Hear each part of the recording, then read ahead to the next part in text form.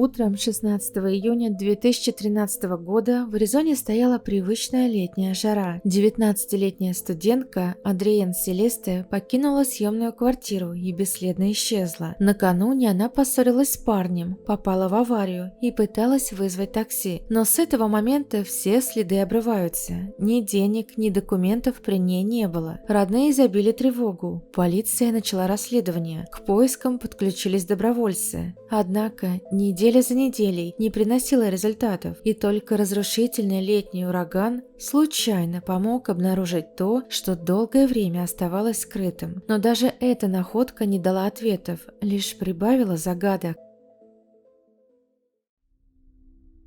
Адриен Селесте Салинес родилась 5 ноября 1993 года в городе Феникс, штат Аризона. Она стала первым ребенком в семье Рика и Полин Салинес. Через 2 года у супругов родился сын, которого назвали Натаниэлем. Семья жила обычной жизнью, пока у Полин не диагностировали тяжелое заболевание. После нескольких лет лечения и борьбы за здоровье она умерла. На тот момент Адриен было 5 лет, а ее брату 3. После смерти супруги Рик остался один с 2 маленькими детьми. Он продолжал работать и одновременно занимался их воспитанием. Его задача заключалась не только в том, чтобы обеспечить семью материально, но и уделять детям внимание, чтобы они не ощущали нехватки родительской заботы. Все домашние и воспитательные обязанности легли на него одного. Рик работал в одной из местных компаний и параллельно занимался тренерской деятельностью в школе, где учились его дети. Это позволяло ему больше зарабатывать и при этом проводить с детьми больше времени. Он тренировал школьную футбольную команду, в которой играл его сын, и вел волейбольные занятия, где занималась Адриен. Отец и дети были очень близки, с ним они обсуждали любые вопросы, делились переживаниями, просили совета. Он был для них самым надежным человеком. Адриен с ранних лет проявляла дружелюбие и общительность, ей было легко находить общий язык с окружающими. У нее всегда было много друзей, а люди ценили ее за искренность, готовность помочь и легкий характер. Внешне Адриен выделялась, она была привлекательной, с яркой внешностью и стройной фигурой, и нередко привлекала внимание противоположного пола.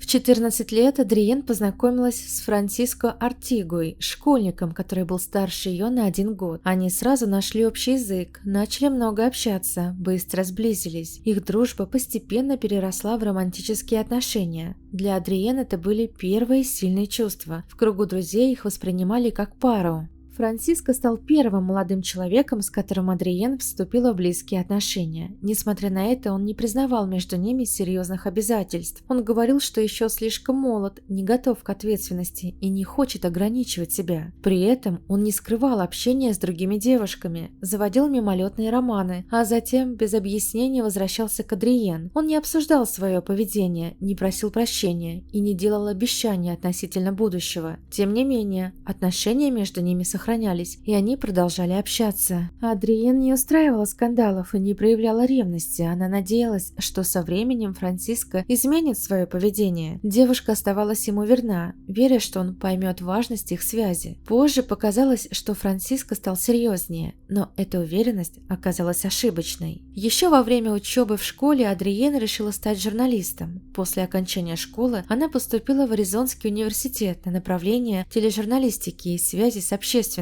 Хотя университет находился в ее родном городе, она решила жить отдельно и переехала в арендованную квартиру в спокойном районе. Жилье она снимала вместе с 2 подругами – Александрой Реус и Эшли Дуган. Они дружили с детства, хорошо знали друг друга и доверяли друг другу. У каждой была своя отдельная комната, что позволяло жить комфортно и не мешать другим.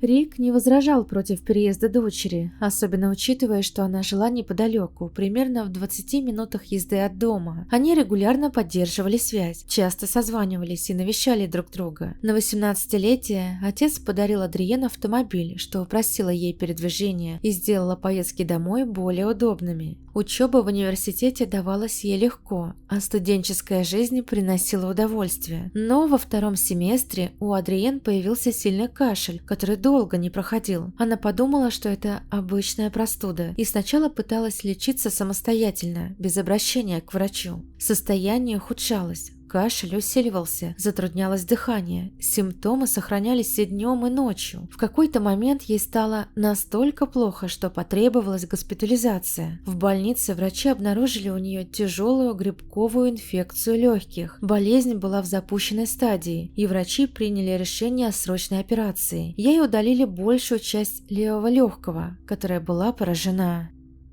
Несмотря на серьезность диагноза, восстановление шло быстро. Через месяц Адриен выписали домой, где она продолжила реабилитацию. Еще через несколько недель она вернулась к учебе и без проблем наверстала пропущенные занятия. 14 июня 2013 года девушки, проживавшие с Адриен в одной квартире, решили провести вечеринку по случаю дня рождения одной из них. Пришло около 40 гостей, среди которых был и Франциско. По воспоминаниям участников, Адриен большую часть времени провела у себя в комнате и практически не общалась с другими. Причиной этого стало недавнее выяснение отношений с Франциско. Он открыто начал заигрывать с другой девушкой, не обращая внимания на присутствие Адриен. Несмотря на то, что она оставалась ему верна и не позволяла себе флирт с другими парнями, Франциско продолжал настаивать на том, что не хочет серьезных отношений. Он заявлял, что пока не готов к постоянным отношениям. Вскоре между ними произошел конфликт. После ссоры девушка заперлась у себя в комнате. Позже Франциско подошел к ее двери. Они поговорили наедине, после чего вместе ушли из квартиры. Спустя какое-то время Адриен вернулась, но уже одна. Она зашла в комнату, собрала какие-то вещи и снова ушла. После этого ее больше никто не видел. Соседки проснулись только днем 15 июня с признаками похмелья. После вечеринки в квартире остался беспорядок. Мусор, пустые бутылки, остатки еды, сломанная мебель и разбросанные вещи. Пока они приводили помещение в порядок, не сразу заметили, что Адриен нет. Двери в ее комнату никто не открывал, полагая, что она еще спит. Когда стало ясно, что Адриен нет дома, девушки не запаниковали. Они решили, что она осталась у Франциско, поскольку помнили, как они вместе покинули вечеринку. Из-за этого никто не искал ее почти 2 суток и не предполагал, что могла произойти беда. 16 июня в США отмечался День отца. Отец Адриен Рик ждал, что дочь приедет, как это было в предыдущие годы. Однако она не появилась и не вышла на связь. Ее телефон был отключен. Это обеспокоило Рика, и он сам отправился в квартиру, где жила дочь. Соседки удивились, увидев его, и сказали, что не видели Адриен с пятницы. Они предполагали, что она уехала домой или к Франциско. Рик связался с молодым человеком, но тот заявил, что тоже не видел девушку после вечеринки. После этого отец немедленно обратился в полицию с заявлением о пропаже дочери. Прибывшие на место оперативники начали устанавливать последовательность событий. Им нужно было понять, что именно произошло в ту ночь. Первым делом они установили личности всех, кто присутствовал на вечеринке, и начали опрашивать свидетелей. Также они осмотрели комнату Адриен, где сразу обратили внимание на несколько деталей. В комнате находились личные вещи девушки, кошелек с банковскими картами, водительское удостоверение и мобильный телефон. Это вызвало вопросы, так как подруги утверждали, что она брала все с собой, когда снова ушла из квартиры. На полу, возле прикроватной тумбочки, лежал ключ от ее машины. Запасного ключа у Адриен не было, а сама машина отсутствовала возле дома.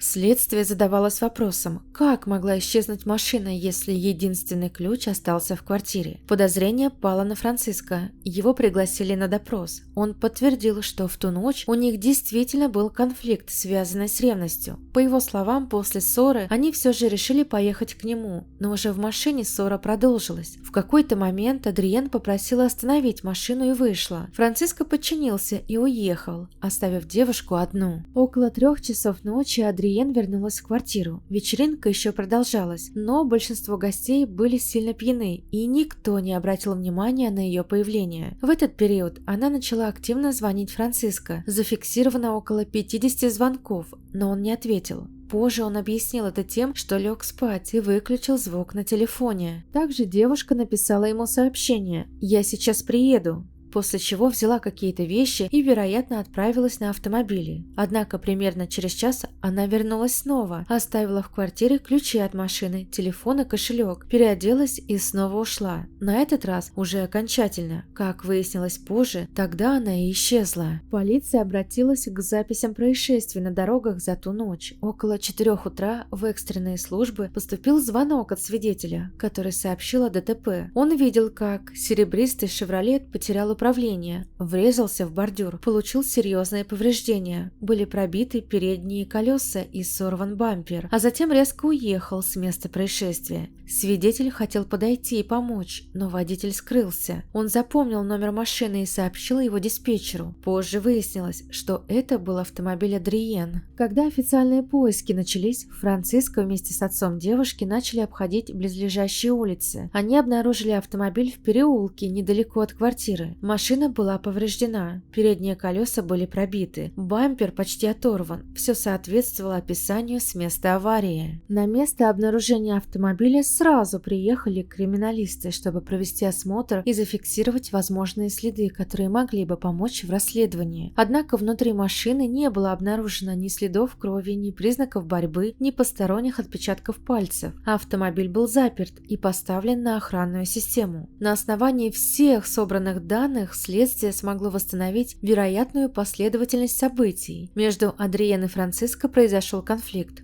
Позже они помирились и уехали вместе на его машине. Однако по дороге возникла новая ссора, и девушка вышла из машины, решив вернуться домой пешком. Вернувшись в квартиру, она попыталась связаться с Франциско, но не смогла дозвониться. Тогда она приняла решение поехать к нему сама. Находясь в нетрезвом состоянии, Адриен, вероятно, не справилась с управлением, врезалась в бордюр, повредила автомобиль и уехала с места происшествия, возможно, опасаясь лишения водительских прав. Ближе к утру девушка снова вернулась в квартиру, переоделась, но по неизвестной причине оставила все свои личные вещи, телефон, документы и ключи, и снова покинула жилье. Куда она направилась без средств связи и денег, оставалось неясным. Также вызывал вопросы возможный след Франциско, но вскоре его исключили из числа подозреваемых. Он согласился пройти проверку на полиграфе и, по данным следствия, к исчезновению не имел отношения. Перед тем, как окончательно покинуть квартиру, Адриен пыталась вызвать такси. Стандартные сервисы не сработали, и она позвонила в небольшую местную компанию частного извоза. Это был последний исходящий звонок с ее телефона. Компания принадлежала Томасу Саймону и его сыну Томасу Саймону-младшему. Оба были опрошены полицией, но не вызывались в участок. С каждым была проведена телефонная беседа. Отец находился в офисе, а сын в пути, когда ему позвонили. Он остановился на обочине, чтобы ответить на звонок сотрудников правоохранительных органов. Саймон-младший рассказал, что вызов действительно поступил от девушки, однако он в тот момент завершал предыдущий заказ. По его словам, Адриен согласилась подойти к автозаправочной станции, чтобы он мог ее забрать оттуда. Когда он приехал на место, девушки там не оказалось. Он подождал некоторое время, попытался ей дозвониться, но ответа не получил и уехал. Эти слова подтвердились видеозаписью с камер наблюдения на заправке. Автомобиль действительно подъехал туда около 4:30 утра, простоял примерно 15 минут, после чего уехал, не забрав никого.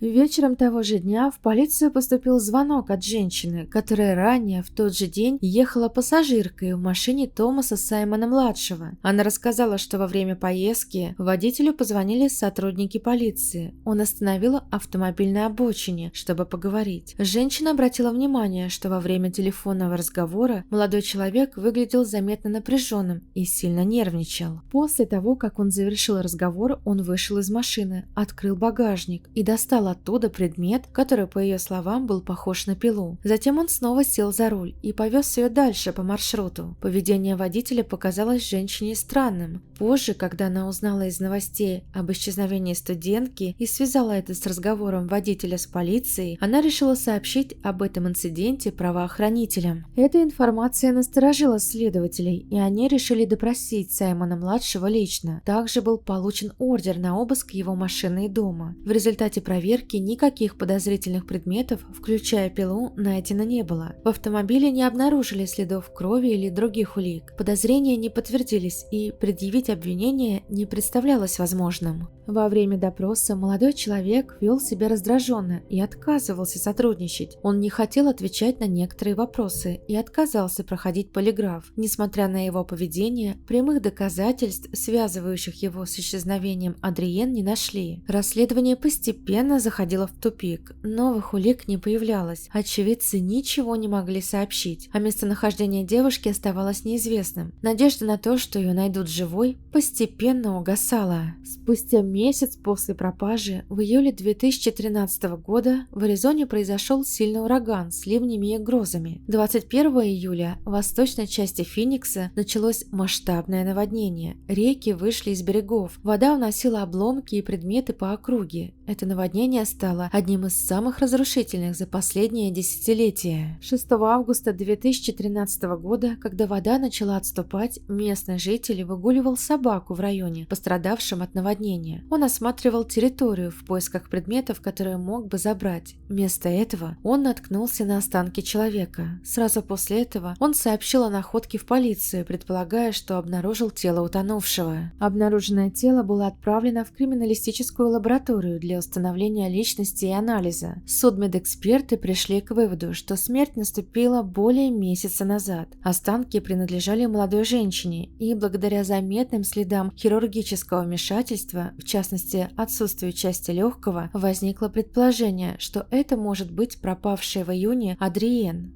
Позже это подтвердилось результатами анализа ДНК. Из-за сильного разложения тканей установить точную причину смерти не удалось. Эксперты также не смогли определить, подвергалась ли погибшая насилию, физическому или интимному. На теле не удалось обнаружить никаких посторонних ДНК-следов. Особое внимание привлекло повреждение. Отсутствовала кисть левой руки. Повреждение выглядело настолько разрушенным, что нельзя было понять, была ли она ампутирована при помощи инструмента или отделилась в результате воздействия воды во время наводнения. Останки нашли примерно в 50 километрах от места, где девушку видели в последний раз. С учетом направления течения реки было сделано предположение, что тело могло быть отнесено водой. Где именно изначально находилось тело до того, как его унесло течением, установить не удалось. Хотя окрестности обследовали с помощью поисковых собак, ни дополнительных улик, ни личных вещей девушки найдено не было. Причина смерти осталась неустановленной. На теле не зафиксировано ни огнестрельных, ни колото-резаных ран. Дело снова застопорилось. Из-за отсутствия новых данных расследование приостановили. Но спустя почти 2 года после исчезновения Адриен в полицию обратился мужчина по имени Ким Азария. Он заявил, что подозревает в причастности к гибели девушки своего знакомого Брайана Миллера.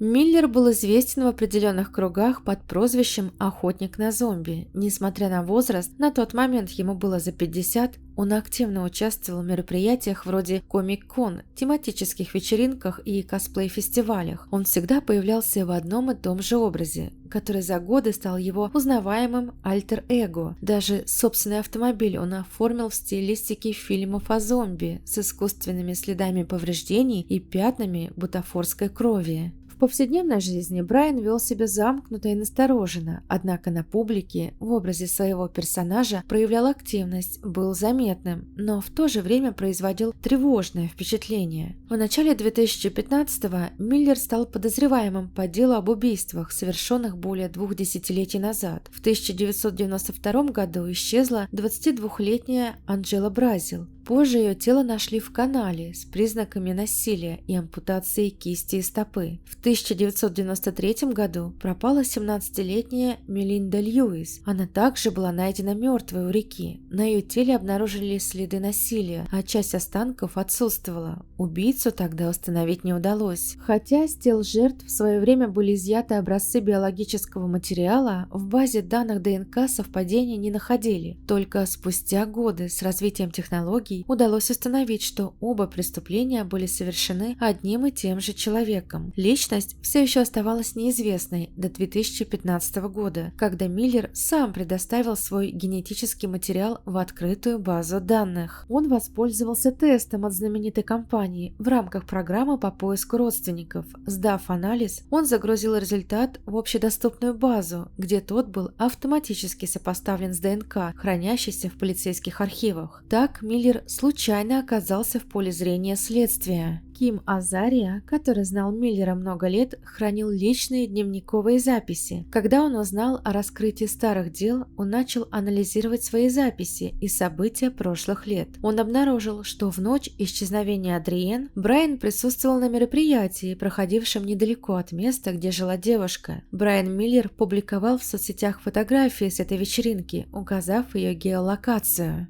Временные рамки совпали с периодом, когда Адриен видели в последний раз, а следовательно, они могли случайно столкнуться. Кроме того, выяснилось, что в тот период Миллер работал в заведении, расположенном рядом с рекой, той самой, вдоль которой позже обнаружили останки Адриен. Информация, предоставленная Кимом Азария, являлась довольно любопытной, но требовала тщательной проверки. В доме Миллера провели серию обысков, но отыскать там что-то было практически нереально. Все его жилище напоминало подобие свалки, а каждая комната оказалась буквально забита разного рода хламом. От книг, музыкальных пластинок и костюмов по мотивам комиксов до сломанной мебели и техники, которую мужчина годами тащил в дом, собираясь в будущем починить или переделать во что-то полезное. Тем не менее, там не удалось отыскать ничего, чтобы связывало Брайана с гибелью юной Адриен. Сам преступник категорически отрицал свою причастность к исчезновению и убийству студентки, утверждая, что никогда даже не видел ее, хотя почерк всех преступлений был очень схожим.